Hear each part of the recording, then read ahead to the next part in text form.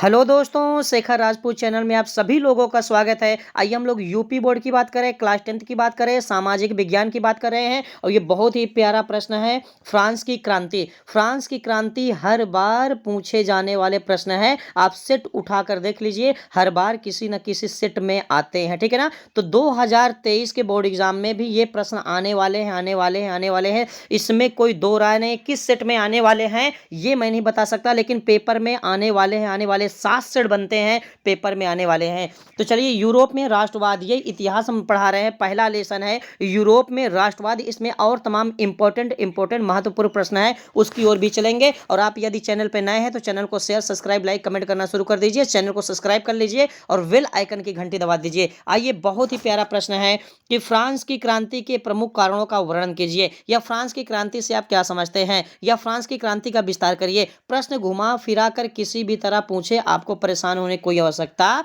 नहीं है। तो देखिए, फ्रांस की क्रांति विस्तृत क्वेश्चन है, विस्तृत क्वेश्चन है। आइए इसको डिटेल में देखते हैं, आप हमें टाइम दीजिए। चलिए, ठीक है ना। देखिए, सन 1789 में फ्रांस में क्रांति हुई। कब हुई थी? सन 1789 में फ्रांस में एक क्रांति हुई थी। जी हाँ, सन 1789 में फ्रांस में एक क्रांति हुई थी। कब हुई थी? सन 1789 में फ्रांस में एक क्रांति हुई थी, जिसके द्वारा वहां पर लुई वंश के शासन का अंत हुआ। वहां किसका शासन था? लुई वंश का शासन था, जिसका एक शासक था लुई 16वां था। कौन था? लुई 16वां। इसके बारे में धीरे धीरे जानकारी देंगे। तो फ्रांस की क्रांति की चर्चा हम लोग कर रहे हैं। तो सन 1789 में फ्रांस में एक क्रांति हुई, जिसके द्वारा वहां पर लुई वंश के शासनकाल का अंत हुआ। किसका अंत हुआ? लुई वंश के शासनकाल का अंत हुआ। और वहां लोकतंत्र की स्थापना हुई। किसकी स्थापना हुई? वहां लोकतंत्र की स्थापना हुई। किसकी स्थापना हुई? लोकतंत्र, मतलब लोगों की सुनी जाने लगी, ठीक है ना। पहले लोगों की, जनता की वहां नहीं सुनी जाती थी, क्योंकि राजतंत्र था। बाद में लोकतंत्र की स्थापना हुई, लोकतंत्र की स्थापना हुई। तो इसको देखिए बहुत बढ़िया से। कह रहा है इस क्रांति के निम्न कारण थे। इस क्रांति के निम्न कारण थे। पहला था अयोग्य शासक, मतलब जो शासक था, शासन करने वाला था, वो अयोग्य था, योग्य नहीं था, मतलब अयोग्य था। दूसरा था मध्यम वर्ग। तीसरा है आम जनता की दयनीय स्थिति। चौथा है मजदूर वर्ग की दुर्दशा। पांचवा है दार्शनिकों का प्रभाव। और छठवा है स्वतंत्रता पर प्रतिबंध। ये सारे कारण थे जिनके वजह से फ्रांस की क्रांति हुई थी, ठीक है ना। फ्रांस की क्रांति हुई थी। तो आइए एक एक करके हम लोग इंपॉर्टेंट हेडिंग की ओर चलते हैं। एक बार इसे फिर से दोहरा लीजिए। सन 1789 में फ्रांस में क्रांति हुई, जिसके वजह से वहां पर लुई वंश का शासनकाल का अंत हुआ और लोकतंत्र की स्थापना हुई। इसके कई कारण थे: अयोग्य शासक, मध्यम वर्ग, आम जनता की दयनीय स्थिति, मजदूर वर्ग की दुर्दशा। ऐसे करके बहुत प्रश्न है। चलिए, आइए एक एक हेडिंग की ओर हम लोग चलते हैं। ये देखिए, पहली हेडिंग आ गई आपका अयोग्य शासक। क्या हेडिंग आ गई? अयोग्य शासक हेडिंग आ गई। चलिए, इसको ध्यान पूर्वक आप देखिए और समझ में आएगा। देखिए, फ्रांस की क्रांति के समय, जी हाँ, फ्रांस की क्रांति के समय पर वहां पर लुई वंश का शासन था। किस वंश का शासन था? वहां पर लुई वंश का शासन था। कब? फ्रांस की क्रांति समय, यानी जब 1789 में फ्रांस की क्रांति हुई थी तो वहां लुई वंश का शासनकाल था। किसका शासनकाल था? लुई वंश का शासनकाल था, जिसका शासक लुई 16वां था। कौन था?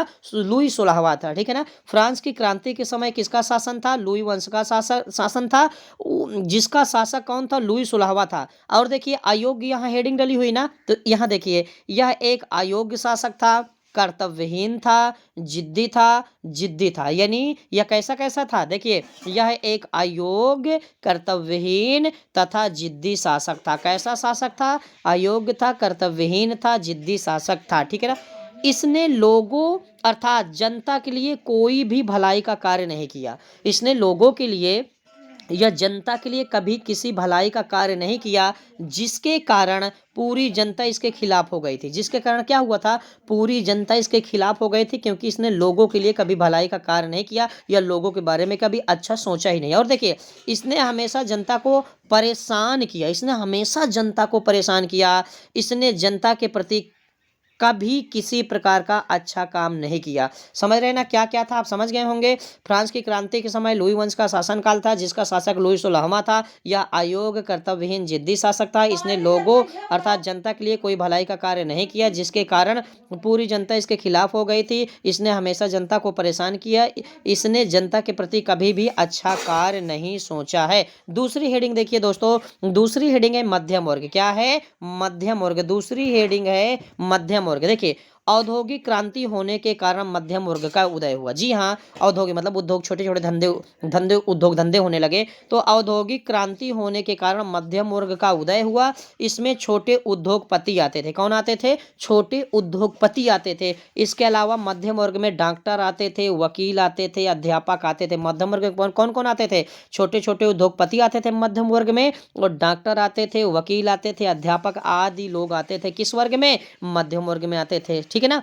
और देखिए, तथा इनके अलावा निम्न पदों पर कार्य करने वाले अधिकारी आते थे। किनके अलावा? डॉक्टर के अलावा, वकील के अलावा, अध्यापक के अलावा, उद्योगपति के अलावा छोटे छोटे अधिकारी भी आते थे, अन्य पदों पर कार्य करने वाले। इन लोगों के पास नए नए विचार थे, जिसके वजह से विचारों का प्रचार प्रसार हुआ और लुई वंश के शासनकाल का अंत हुआ। क्यों? क्योंकि डॉक्टरों के पास भी अच्छे अच्छे विचार थे, वकीलों के पास भी थे, अध्यापकों के पास भी थे, अधिकारियों के पास, इनके पास अच्छे अच्छे विचार थे। तो हुआ क्या, इनके विचारों का प्रचार प्रसार हुआ, और विचारों के प्रचार प्रसार होने की वजह से लुई वंश के शासनकाल का अंत हुआ। अब देखिए, इतना अत्याचारी था, इतना अत्याचारी था, यहाँ से आपको पता चल जाएगा आम जनता की दयनीय स्थिति, आम जनता की दयनीय स्थिति, आम जनता की दयनीय स्थिति। अब यहाँ देख लीजिए, इसके शासनकाल में उच्च लोगों की स्थिति बहुत अच्छी थी। जी हाँ, इसके शासनकाल में उच्च लोगों की स्थिति बहुत अच्छी थी, तथा इनका जीवन यापन बहुत अच्छे से हो रहा था। किनका?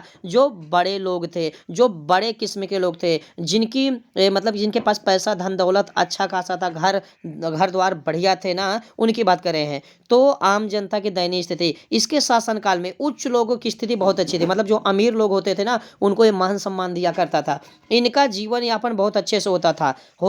ठीक है ना। इसी बीच आम जनता की दयनीय स्थिति बहुत ही खराब थी, अर्थात आम जनता भोजन के लिए भी तरसते थे, भोजन के लिए भी तरसते थे। मतलब कि इसके शासनकाल में लुई 16वां जो शासक था ना, इसके शासनकाल में जो अमीर लोग होते थे, धनवान लोग होते थे ना, इनका जीवन बहुत अच्छे चलता था। लेकिन जो गरीब वर्ग होते थे, आम जनता होती थी, भोजन के लिए भी तरस जाते थे, भोजन के लिए भी तरस जाते थे। अब यहाँ देखो, मजदूरों के साथ एक कितना गलत कार्य करता था। ठीक है ना। लुई वंश का शासक था, लुई वंश का शासक लुई 16वां। देखिए, मजदूर वर्ग की दुर्दशा। देखिए, इसके शासनकाल में मजदूरों की दयनीय स्थिति बहुत खराब थी। जी हाँ, इसके शासनकाल में मजदूरों की दयनीय स्थिति बहुत ही ज़्यादा खराब थी, क्योंकि मजदूरों से काम अधिक मात्रा में लिया जाता था, तथा पैसा बहुत ही कम दिया जाता था। मतलब ये क्या करता था, मजदूरों से काम बहुत अधिक करवाता था, लेकिन मजदूरों को पैसा बहुत कम देता था, बहुत कम देता था।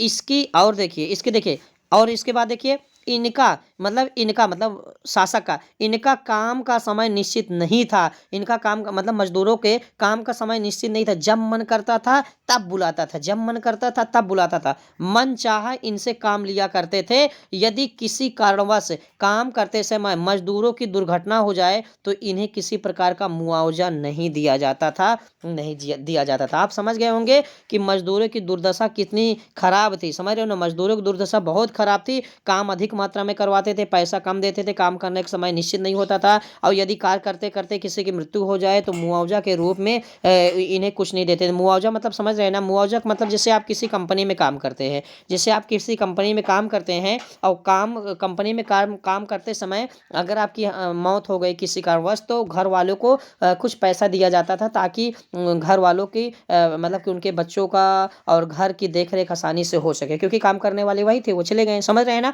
तो ये बहुत ही इंपॉर्टेंट क्वेश्चन है दोस्तों, बहुत ही इंपॉर्टेंट क्वेश्चन है, ये बोर्ड पेपर में बिल्कुल आ रहे हैं। ठीक है ना। तो प्रश्न क्या है? प्रश्न है कि फ्रांस की क्रांति के प्रमुख कारण बताना है। तो 1789 में फ्रांस में क्रांति हुई, वहां का शासक लुई 16वां था, अंत हुआ। और रीजन थे अयोग्य शासक, या अयोग्य था, जिद्दी था। ठीक है ना। इसके पास मध्यम वर्ग में डॉक्टर आए, वकील आए, अध्यापक आए, ऐसे करके आए, और नए नए विचारों का प्रचार प्रसार। आम जनता की दयनीय स्थिति बहुत खराब थी। जो अमीर लोग होते थे वो बहुत खुश रहते थे, गरीब की स्थिति बहुत खराब थी। मजदूरों के साथ भी गलत व्यवहार किया जाता था। मैंने पूरा पढ़ा दिया। आप चैनल पे हमारे बने रहिए, चैनल को अधिक से अधिक मात्रा में शेयर करिए, ठीक है ना। तो अपने दोस्तों के पास शेयर करिए, जितना अधिक आप शेयर करेंगे और चैनल को सब्सक्राइब करेंगे, हमारा कॉन्फिडेंस लेवल बढ़ेगा, उतना हम आपकी तैयारी बहुत अच्छे तरीके से कराते जाएंगे। बोर्ड एग्जाम की टेंशन मत लीजिए और परसेंटेज के नंबर की बिल्कुल टेंशन मत लीजिए। आप हमारे चैनल पर बने रहिए और अच्छे से तैयारी करिए, कोई समस्या आपको होने वाली नहीं है। तो ये बहुत ही इंपॉर्टेंट प्रश्न था, बहुत बहुत बहुत बहुत इंपॉर्टेंट प्रश्न था। तो शेखर राजपूत चैनल में आप सभी लोगों का स्वागत है दोस्तों। मैं चंद्रशेखर सर आपको इस चैनल पे हिंदी, सामाजिक विज्ञान और इंग्लिश के प्रश्नोत्तर भी पढ़ाने वाला हूं। आप जितना अधिक हो सके वीडियो को शेयर करिए। ओके दोस्तों, जय हिंद, जय भारत।